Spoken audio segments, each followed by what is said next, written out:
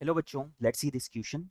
If a0, a1, a2 and so on an is an arithmetic progression of positive integers, then to evaluate c0 by a0 plus minus c1 by a1 plus c2 by a2 plus minus and so on up to n plus 1 terms, we integrate both the sides of sigma r equal to 0 to n cr x to the power r equal to 1 plus x की whole power n.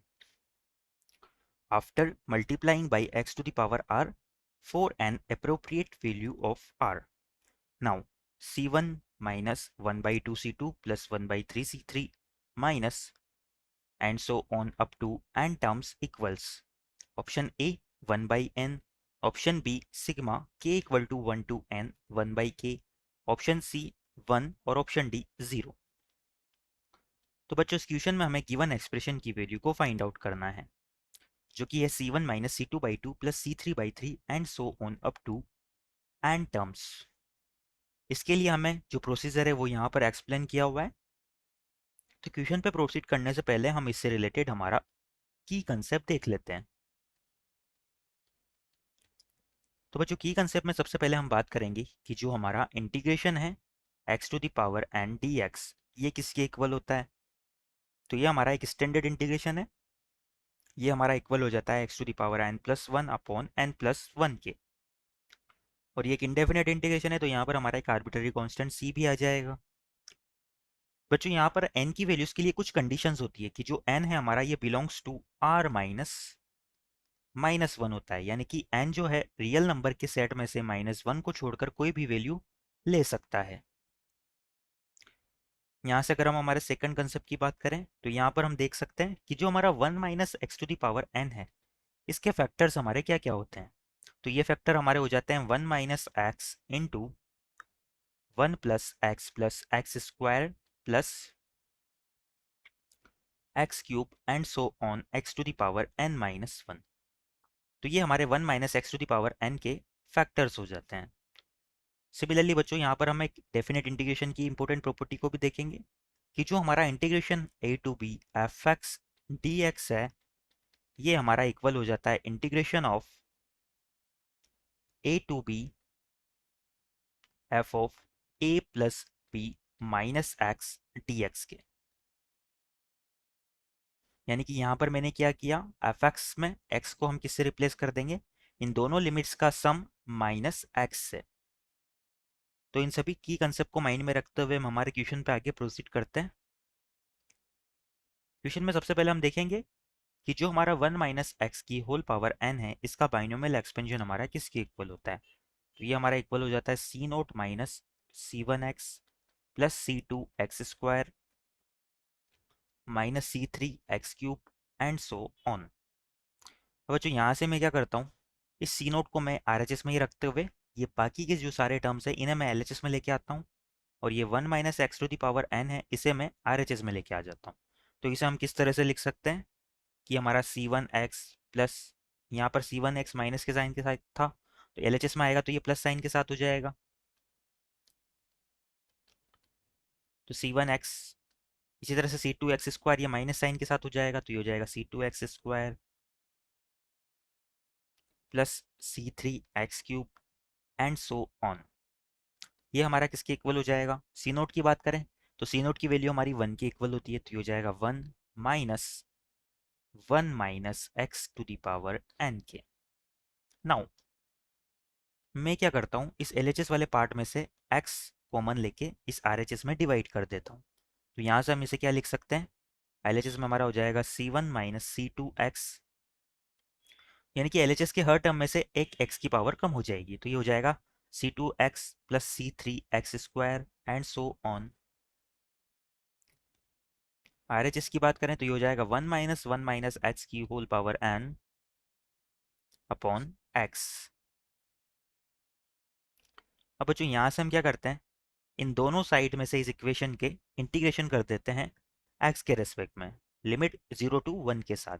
तो यहाँ से हम लिख सकते हैं integrating both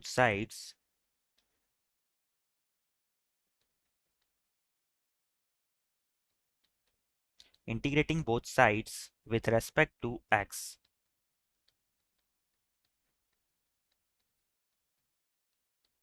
integrating both side with respect to X with limit 0 to 1। तो जब हम 0 to 1 में इंटीग्रेट करते हैं तो हमें क्या रिजल्ट मिलेगा?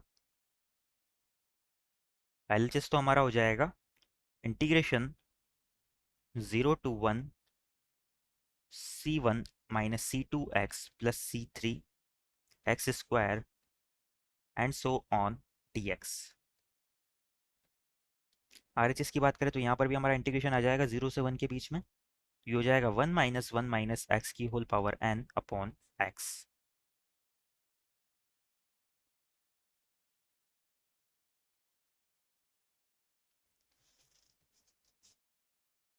यहाँ से अगर हम इसे सिंप्लीफाई करते हुए लिखे तो क्या लिख सकते हैं?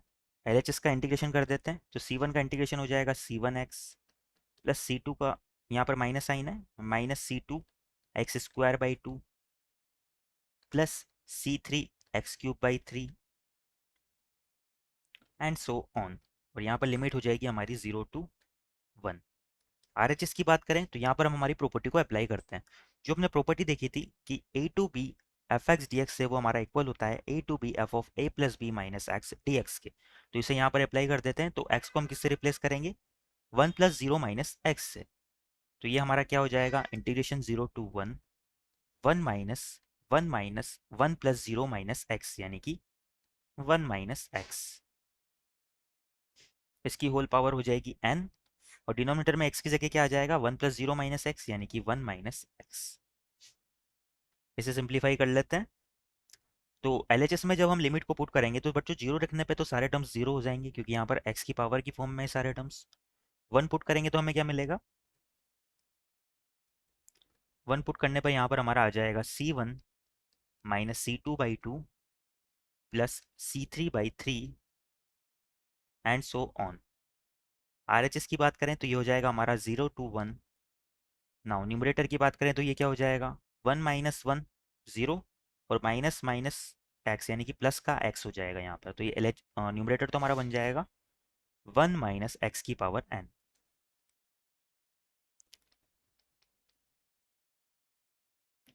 डिनोमिनेटर में हमारा 1 - x है, और यहाँ पर dx है।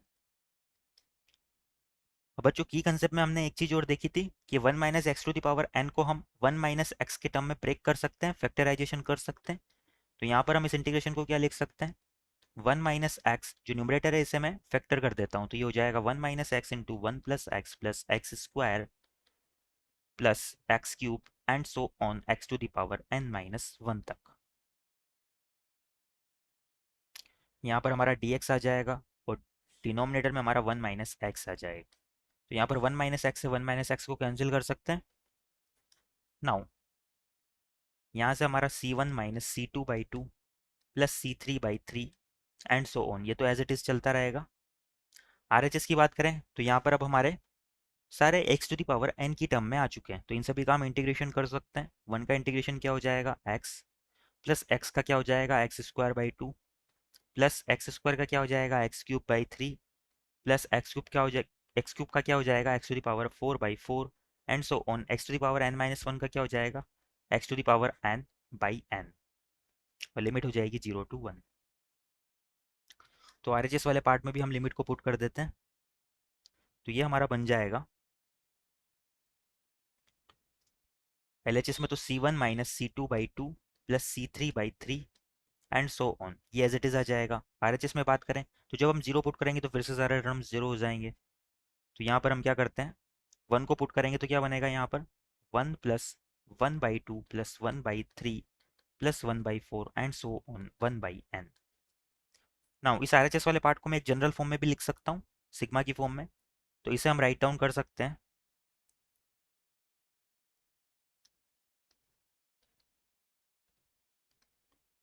एलएचएस वाले पार्ट को एज इट इज रखते हैं, c1 minus c2/2 plus c3/3 minus c4/4 and so on -1 to the power n - 1 cn/n।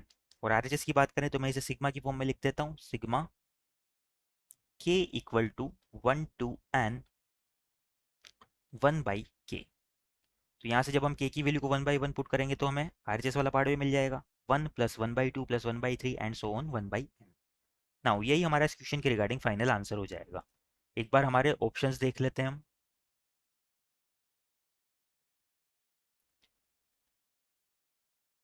तो अगर इस क्वेश्चन के लिए हम बात करें तो हमारा option B sigma k = 1 to n 1/k ये करेक्ट हो जाएगा। Our final answer is option B. I hope you understand it well. Best of luck.